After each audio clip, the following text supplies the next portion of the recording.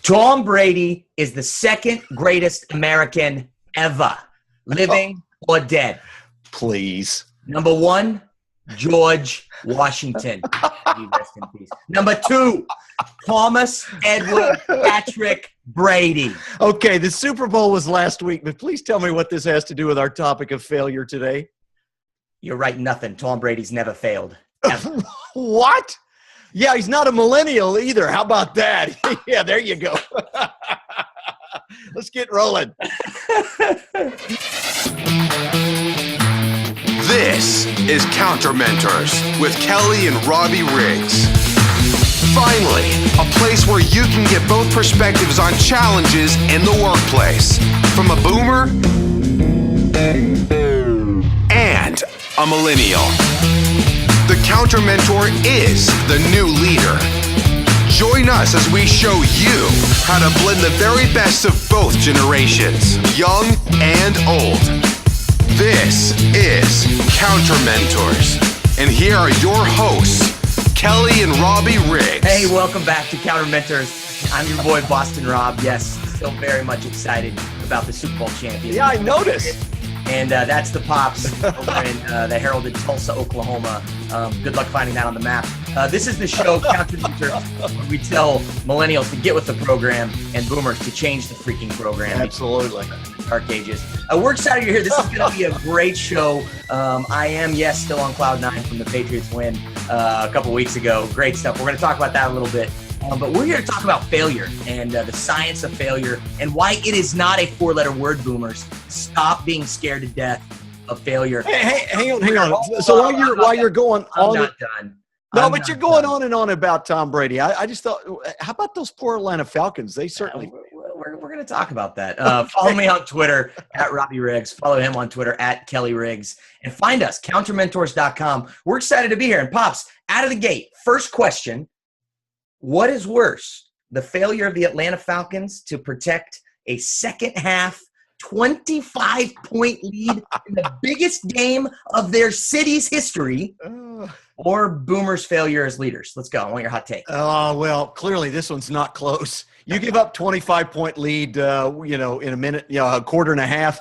That's the most epic failure ever. Is that how you say that? Ever. Yeah, whatever. Anyway, clearly I don't have the Boston accent down. No, that was the most epic meltdown of all time. Although I have to tell you, it was really, really fun to watch. You know, I'm a Patriots fan too, but I wanted a competitive game, son. Your Patriots were nailing it in. It was the most thrilling second half in Super Bowl history. In the last quarter and a half, I mean, I'm taking a nap at halftime. You got to set it up. You got to set up the greatness. It can't. I mean, look, Tom's done it all. We know, but I mean, we got to do something. Hey, we have to say though, all the credit in the world has to go to New England to capitalize. But in all seriousness, I mean, talk about failure on behalf. Yeah. Of the Falcons. I mean, I love Dan Quinn. I've came to love him a lot more after watching, NFL films does their mic'd up where they, the coaches wear a mic, and he was awesome throughout the game, at halftime, after the game. I mean, it was awesome hearing him and his message. Great coach, and they will be awesome for years to come. But I mean, how do you recover from that as a Falcons team? Wow. Well, that's really the topic today, isn't it? I mean, the topic today is failure. Right. And my sense is that one of the reasons they couldn't hold on to it, everything, literally, son, everything had to go perfect for the Patriots to recover. And, does it have something to do with the fact that maybe they haven't been there? I mean, geez, Brady's been there in the Super Bowl how many times? Oh, just seven. Yeah, he's won 5. He's failed a couple of times.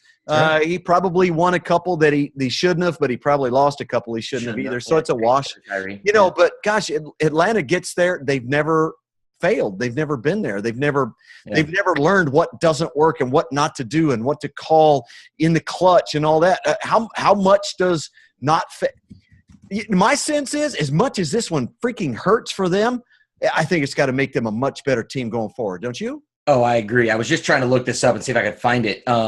the year after a team loses the Super Bowl, what their record is. I know it's something terrible. Like they don't make the playoffs. It's some really high percentage. Really high rate, yeah. Right. Yeah, it's huge. So, it's crazy. And I think that the experience is a big part of it. Look, I think that the Falcons are now at a tipping point, right? How are they going to respond to that failure? A team made up of, hot take, a bunch of millennials. And we millennials don't know how to fail. Man, it was like I know. Decade, wasn't it? You're so stressed out. Hang on. How the expectations placed on millennials have set them up for failure. I found this in Elite Daily, and it's really interesting to me because you would think the millennials are the only people on the planet who've ever had high expectations. I didn't get trophies when I grew up. You did. Well, actually, you didn't. Millennials did. But listen to this nonsense. A large number of us have been forced to go back to living with our parents, either due to unemployment or astronomically high rent. It's not our fault because we can't find a job. Yeah, no, you can't find the job that you want in the industry you want, in the slot you want, for the pay you want, in the city that you want. Yeah. You're not willing to do what us boomers had to do. We took a job so we could feed our family, but that's a whole nother process there. But it says this. Oh, holier than thou boomers. All right. Well, yeah, a little bit. I mean, after all, we did walk uphill in the snow both ways to school. Yeah. We have grown up in an environment of keen competition and cruel comparison. Yeah, nobody else ever has, millennial. Jeez. In cultures where there is a huge emphasis placed on academia, could be a big part of the problem. That's going to get me yelled at. You'd never hear the end of it if the neighbor failed the medical or engineering entrance test. There's no space to fail or veer from a career path that is socially boast-worthy. There's your answer. I can't take a job that's not socially boast-worthy because then it means I'm a failure. Wow, son. Really? I mean, so much condescension in that line of questioning. I don't really know where to go with this. No, I mean, obviously that was written. I'm sure the writer felt that way too. That was written by I'm sure a highly educated, highly in debt millennial who is in no way, shape, or form bitter or has his own context. And trying probably to get a job in New York City, the highest cost of living in the United States, one of the most in the world. But, other than that, you could go get a job in Cincinnati. Wait a minute. Hang on. Are you on my side? I just, I'm tired of the millennials building into our own stereotype. We already have to overcome you out of touch, undereducated. Saying you're whiny. I mean, it's ridiculous. So why be whiny? The fact that I have these millennials that are making it worse for me is terrible, and I have no patience for it. None. Look, it's terrible. And listen, I am in touch. I know it's hard to be successful. I know there are high expectations. I know it's tough to go out and be good at something. But to read something like this, he says, for a demographic that grew up with the promise of a glittering future in an upbeat economy, only to become an adult workforce that was rudely cheated out of one with a stumbling economy, millennials are cripplingly stressed out. Do you know, according to the American Psychological Association, 12% of millennials have been diagnosed with some kind of anxiety disorder. Yeah, but what's the national? The national's that high. Try the military, pal. Oh no, the national's that high though. I mean, no. Look. We don't need to spend any more time with this blow. Okay, fair enough. This is ridiculous. I think what matters here is that we understand that millennials do have a certain level of baggage or a certain weight that they feel, and oftentimes it's their own, but more often than not, it's due to a parent or a teacher or a coach. And I think that there's real issues there with failure. And before we get into failure and how it's actually a very positive thing, Pops, I think a lot of people don't know, as an entrepreneur, you took a lot of at-bats, and there were times that you struck out, and ultimately, obviously, you've been very successful. But, I mean, talk about what failure starting your own business, as a sales guy, you get a lot of ABs and you strike out in a lot of times. So absolutely. What did that do for you in terms of galvanizing you? And I think, dare I say, put a chip on your shoulder. Talk about what that did for you in terms of your early in your career as an entrepreneur. Well, I got to tell you, I love this topic. I'm glad that we chose it. In fact, you chose it, and I'm excited about that. Because failure to me is an integral part of growth and success. Yep. But to be quite fair, there's times when that failure is crippling. Mr. Millennial notwithstanding, that's true for everyone. Yep. The expectations of being married and having a family. And although I may or may not be, as the male, the breadwinner or the only breadwinner. We still internalize that, whether you're a man or a woman. That failure can be extraordinarily crippling. And I think how people respond to failure determine whether or not they're going to be successful. Absolutely. You know, you and I both have spent a lot of times in the sports world. We've seen people with more potential, more talent than we could ever even believe, you know, not respond well to failure and wind up failing permanently just simply because they could not get up off the mat.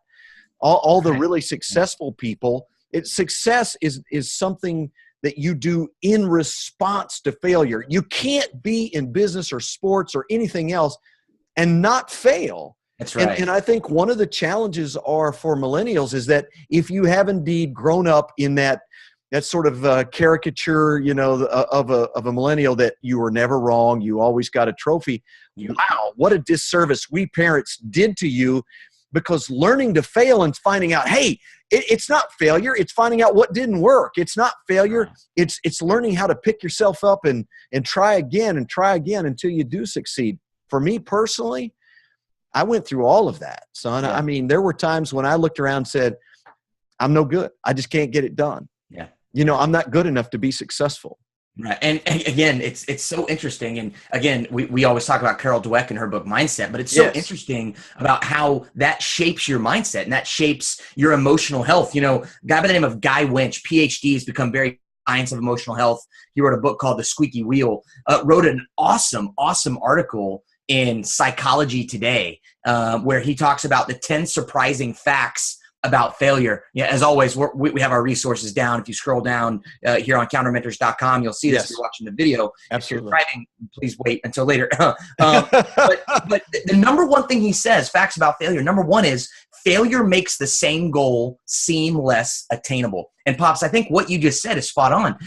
When you do have that at bat, you do have the opportunity to go up and knock one out of the park, and you strike out, often in devastating fashion, it does make that goal seem less attainable. Maybe I'm not smart enough. Maybe I'm just not good enough. Maybe success isn't something I'm capable of because I insert excuses. Didn't go to an Ivy League, didn't grow up in the right family, didn't have the right opportunities, didn't. I mean, it's big, and it plays games with your mind. And I think as millennials, what have we done? Because of the rhetoric, because of the, dare I say, propaganda, what do we say? Well, it's because I'm a millennial that I'm not good at. I mean, it's complete crap. And we know that. But I think because of the way boomers lead, and we've talked about this on this show in the past, that boomers grew up were raised by a generation that it was sit down, shut up, do what you're told. Right. The fact that they don't foster failure, and the second a millennial makes a mistake or fails, they go, oh, here we go. Typical participation trophy, special snowflake, doesn't know how to fail. I mean, the second you do that, all you're doing is getting at the inadequacy and maybe even the not feeling good enough nature of a millennial. So the failure, millennials, boomers, I'm telling you, Pops, scary mixture here if not handled right. Yeah, absolutely right, son. And I think the problem is when we don't allow people to fail, when we don't, in fact, celebrate failure, and instead we allow the blame and excuses to proliferate, we create a lot of problems. And it feels better to think, hey, it wasn't my fault. You know, if things would have been different, if the ground would have been more stable, or if it had been more fair, or what. When we begin to make those kind of excuses, a lot of really bad things begin to happen. Number one, instead of figuring out what I did wrong and what I could change to create success, I never go there. So I can never really solve the problem. And I become completely dependent upon someone else or some other circumstance in order to succeed. Another thing, though, that really kills me is that it diminishes the people who have overcome failure. That's You've got people out there that have been, they've been poor, they've been the wrong race, the wrong religion, the wrong gender, the wrong sexual orientation, you name it. They've overcome all of these things instead of blaming everybody else. And then we go, yeah, but for me, it's all about the excuses and the blame. And you were just lucky, I guess. The number one counterpoint to this is, but they blank, right? So let's talk about the three that we all love to talk about. Steve Jobs ousted out of his own company, complete nightmare. It was an ugly divorce, came back and saved the day. Well, he's Steve Jobs. He's a once-in-a-generation leader. Right. Okay, fine. Number two, Oprah Winfrey. A lot of people don't know her first job. She was told that she, quote, didn't have a face for camera, right? Right. She wasn't good on camera, really. But she's Oprah Winfrey, and you're right. She was an African-American woman in a time that it was a white male dominated industry that was television. Yeah. And this is back when she was nobody. Exactly. And so okay, fine. Number 3, Walt Disney. He worked for a newspaper first job, Pops. You know why he got fired, right? Oh, yeah. He, quote, lacked imagination. I mean, come on. I mean, failure is part of developing. And I hate when people say, oh, well, you only hear about the power of failure from successful people. Really?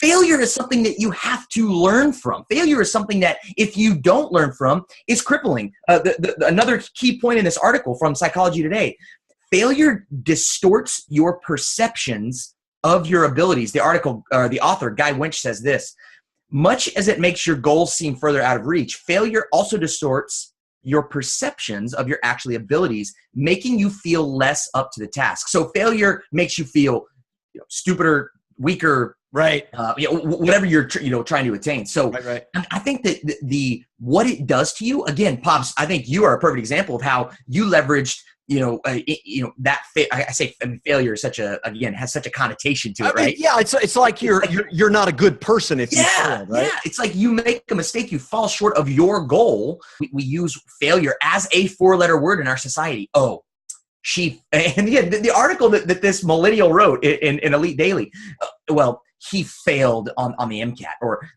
she failed on the LSAT. It's like, well, okay, so yeah, and how many people have failed it multiple times and still gone back and made it? That's my point. It's almost a badge of honor, right? I did fail, but you know what?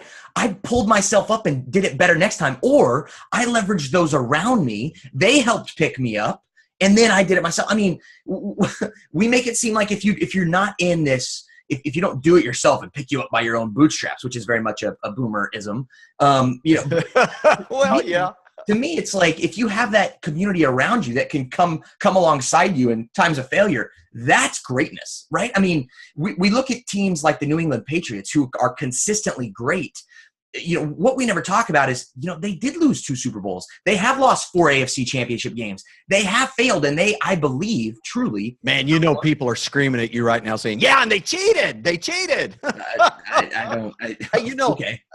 Before we go any further, thanks for watching us. This is the Counter Mentors. You can find us at countermentors.com. By the way, don't forget the podcast. We're on iTunes. You can find the pod, listen to that in your commute or in your bike ride or whatever. And if you're listening there, thanks for being a part of Counter Mentors. Love it. Love to have you rate and review the show, by the way, on iTunes. Yeah, that would be kind of awesome. Shameless plug there from the Pops. Yeah, shameless. Wow. The problem I have with this, the only people you hear about failure from is people who have been successful so what would you prefer? You only hear about failure from people who have failed, and then you can say failure is a bad thing? Yeah. Everybody who's failed and succeeded will tell you unequivocally, you know why I'm here? You know why I succeeded?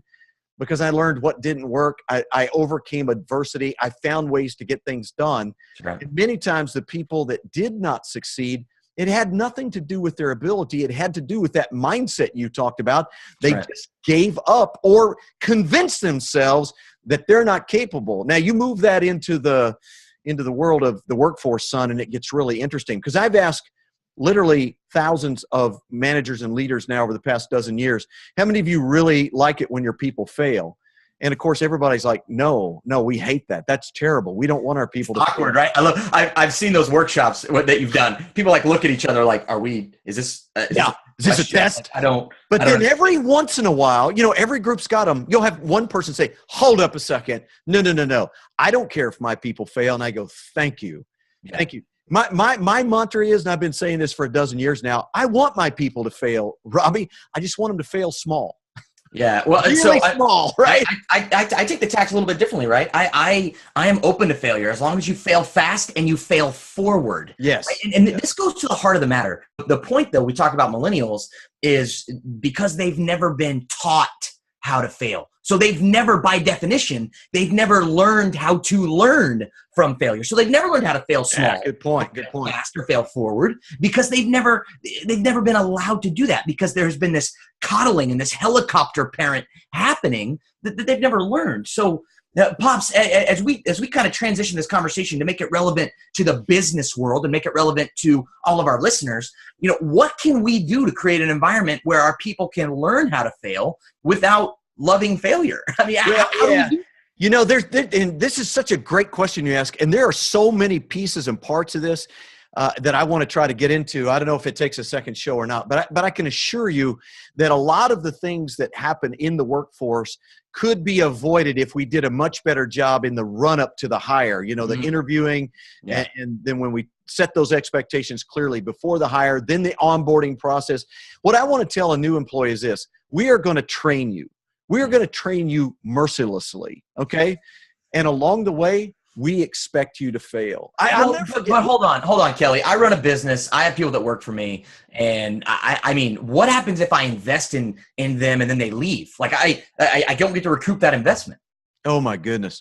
Well, I'm going to go all the way back to Zig Ziglar back in the early 80s. He said this that's been co-opted by a lot of people. And he said something extremely profound. I would much rather train my people and have them leave than not train them and have them stay. That's the man right there, right? Can I get an amen? Come on. Yeah, that's the real deal. But the thing about it is, if I tell somebody, look, here's one of the best things that ever happened to me, son. I think it had a profound impact on my entire life. I was 24, and one of my first big sales jobs, and I can't even remember what it was, but I screwed up something, and it doesn't matter now, right? Yeah, well, it's in a repressed memory, so maybe a psychologist could bring it out. That's right. But it was one of those deals where, oh man, I'm in deep trouble, and the boss came to work with me. He lived in Albuquerque, New Mexico, and I lived here in Tulsa. And he came to work with me. And honest to goodness, I thought he was going to fire me. I did. Yeah. I thought he was coming to fire me. So I pick him up at the airport. He gets in the car, and he's just being Mr. Jovial. Hey, how you doing, Kelly? How was your weekend? And I'm thinking, oh, here it comes. Yeah, let's. So we're driving down the road, and he's doing Mr. Small Talk, and my personality. That's not working. No. So I pull off the side of the road, and I go, look. I turn around, I look at him, and I said, look, are you going to fire me or what? And he goes, huh? And I said, look, I know that I messed this up, and I can't stand it. If you're going to fire me, just fire me. He goes, Kelly, I'll never forget this. He goes, Kelly, I'm not going to fire you. Look, here's my philosophy. If you're not out screwing up once in a while, clearly you're not working. Okay? Now, I think you made a mistake, yes. And he said, I will tell you this. If you make that mistake again, you can probably expect me to fire you. But I suspect you might have learned something. And I said, yeah. He goes, tell me what it is. And we talked it out. And he goes, all right, you feel better? I'm like, yeah, okay, cool. So it was the first time I was ever exposed to someone who said, failure is not a bad thing. Yeah, yeah.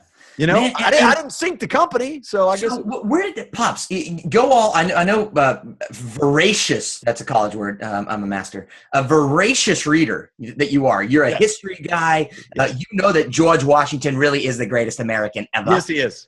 So when did this happen?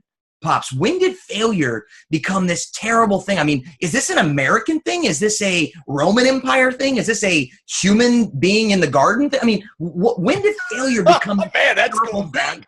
I mean, seriously, when did it become this terrible thing? Well, I tell you, it's probably in politics to a certain degree, but it's interesting that if you do read the Bible and you go into the Old Testament. Oh, we just went religious. Yeah, we did. Yeah. Oh, man. It's just interesting that one of the very first historical writings, that we have, this goes back several thousand years of this writing. And it says that when Adam and Eve failed, the first thing they did is they blamed somebody else. Yeah. Well, they hid. Yeah. They were ashamed. They were ashamed of their failure. And she blamed Adam, and Adam looked at God and said, hey, you're the one that gave me this woman. Yeah. So let me ask you this. I think that the implication you're making then is it is something innately human. It is innately human to when we, let's say, make a mistake instead of fail, right? Because failure, again, we get all made a mistake.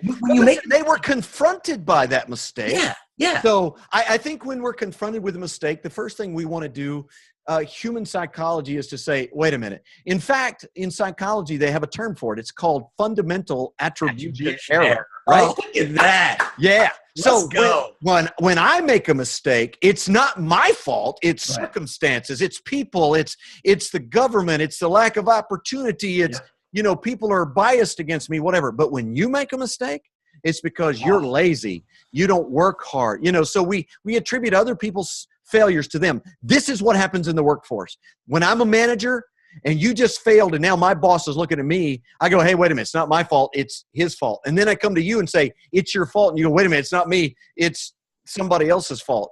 But I'm going, no, it is your fault. You're lazy. You didn't pay attention. You didn't follow directions. You must be talking about a millennial then, I'm assuming. Yeah. Well, the problem is that we apply a different standard. If I'm middle management, I apply a different standard to my employee than I apply to when my boss confronts me. That's right. Not my fault, but when I say it's your fault, I want you to take ownership of it, even though I'm not willing to take ownership. So we're all about hot takes on this show. So your hot take, Pops, is that people don't like to be blamed for failure. All right. Yeah, absolutely. But let's go back to your original question. How do we deal with this? Look, when you set clear expectations and you set the boundaries and you train the crud out of somebody, when they make a mistake, it's going to be a small one. They're going to learn from it and they're going to grow. Why don't you accept it? Why don't you celebrate it? Instead, we get mad, we get angry. And listen, millennials, I got news for you.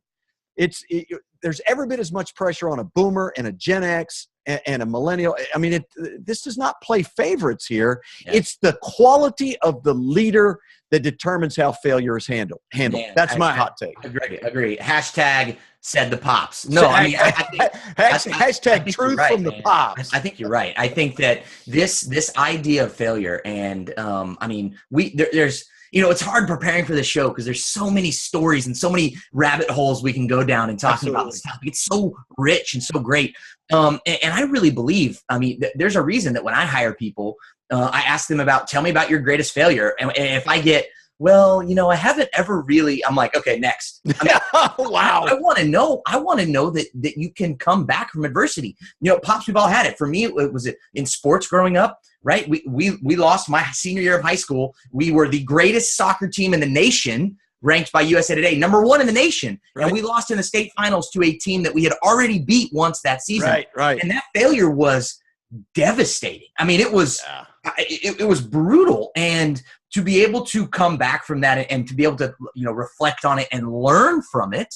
Yeah, it never made you a lesser person. No, that's the big thing. No. I mean, my friends and family, people I cared about, didn't love me less or think less of me because of that. So, but that says a lot about the community that you're involved in, because a lot of people might have walked, they might have said, "Oh, loser! Oh, he can't get it done." I mean, look what we do in sports. So the announcers, "Oh, he can't finish. He can never win the big one." Yep. I remember when Mickelson was the greatest player, never win a major. I mean, that is a part of our dialogue, and I think it seeps into the workplace in a very big way. So exactly right. The reason I tell that story is exactly because of what you said earlier. It's about let me ask you a question. Leadership. It's about how people react to that failure. Yeah, I want to ask you this. Would you take on a very high potential millennial who had never failed and all that, but yet they said, "Hey, look, I want to be coached. I want to grow."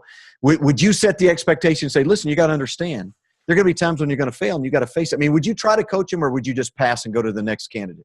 Well, let's be clear. You just described every millennial. I mean, there was a Deloitte study done recently that said 74%, 97% of all statistics are made up, by the way. 74% of millennials say that they want a collaborative environment. They want to be coached. They want, right? Yeah, I mean, that overwhelmingly, and the article you led with, while we snicker, that is the feeling of a lot of millennials. I want to be coached. I want to be in a collaborative environment. I want to develop. I want to be mentored over and over and over. So in that case, absolutely. But I would ask some very hard questions. I mean, do you really want to? I mean, do you understand what it takes to go through failure, to learn from failure? Look, it's not easy. Angela Duckworth, wrote her ticket talking about grit, right? Coming back from failure.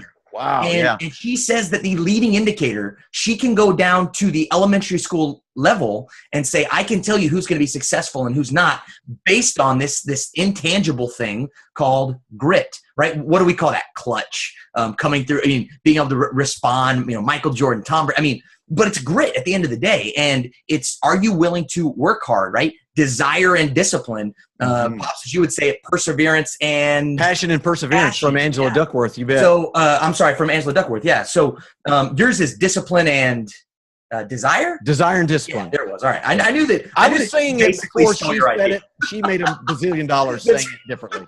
That's right.